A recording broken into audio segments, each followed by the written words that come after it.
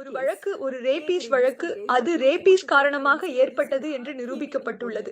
அந்த மரணம் கூட அந்த பெண்ணுக்காக நடந்தது இல்லை. அதை வைத்து 3 லட்சம் நாய்கள் இடமாற்றம் செய்யப்பட போகின்றன. அதைவிட அவை கொல்லப்பட போகின்றன. நம்ம ஏன் ஒப்புக்கொள்ளக்கூடாது? இறுதியில் அவையெல்லாம் கொல்லப்பட போகின்றன என்று.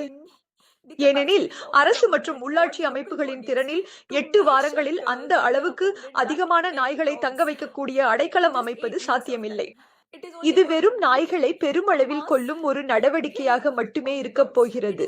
இந்த அளவுக்கு அதிகமான நாய்களுக்கு தடுப்பூசி செலுத்த முடியாதது அரசு மற்றும் உள்ளாட்சி மண்டலங்களின் தகுதியின்மையே. அவர்கள் இந்த நாய்களை ஸ்டெரிலைஸ் செய்யவும் முடியவில்லை. இந்த ஏபிசி திட்டம் இஸ்டோல்க வருடங்களாக உள்ளது. அதை ஒருபோதும் செயல்படுத்தி இருந்தால் அதற்காக தனியாக பட்ஜெட் ஒதுக்கப்பட்டிருக்கிறது. இன்றைக்கு இந்த நிலைமை வந்திருக்காது. விலங்கு நேசிகள் உள்ளூர் NGO-க்கள் தங்கள் சமூகங்களில் நாய்கள் மற்றும் பூனைகளை ஸ்டெரிலைஸ் செய்ய முயற்சி செய்து வருகின்றனர்.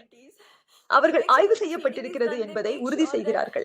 நாய்கள் மற்றும் பூனைகள் நோயுற்றிருந்தால் அவற்றுக்கு சிகிச்சை அளிக்கப்படுவதை உறுதி செய்கிறார்கள். இவையெல்லாம் தங்களது சொந்த செலவில் நடக்கிறது. இந்த எல்லா வேலைகளுக்கும் அரசாங்க உதவி கிடைப்பதில்லை. நான் இதை சொல்கிறேன் ஏனெனில் நான் பல வருடங்களாக இதை செய்து வருகிறேன். மேலும் அந்த குறிப்பிட்ட பகுதியில் உள்ள நாய்கள் மற்றும் பூனைகள் ஸ்டெரிலைஸ் செய்யப்பட்டிருக்கின்றன என்பதை நாங்கள் உறுதி செய்கிறோம். ஏனெனில் புதிய குட்டிகள் பிறந்தால் அவர்களை தத்தெடுக்க ஏற்பாடு செய்வது எங்கள் பொறுப்பாகிவிடுகிறது. இந்த அனைத்து இன நாய்கள் மற்றும் பூனைகள் விரும்புபவர்களுக்கு நன்றி. நீங்களும் இப்போது நாட்டில் ஏற்பட்டுள்ள இந்த நிலைக்கு சம அளவு பொறுப்பாளிகள்.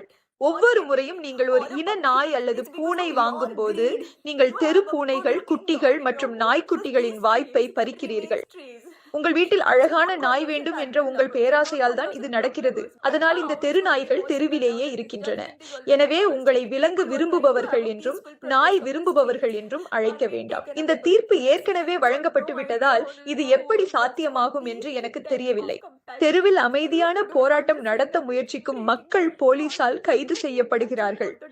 எனவே இது எப்படி செயல்படும் என எனக்கு தெரியவில்லை. ஆனால் இது கருணையின் இறுதியாகும். எனக்கும் தெரியவில்லை.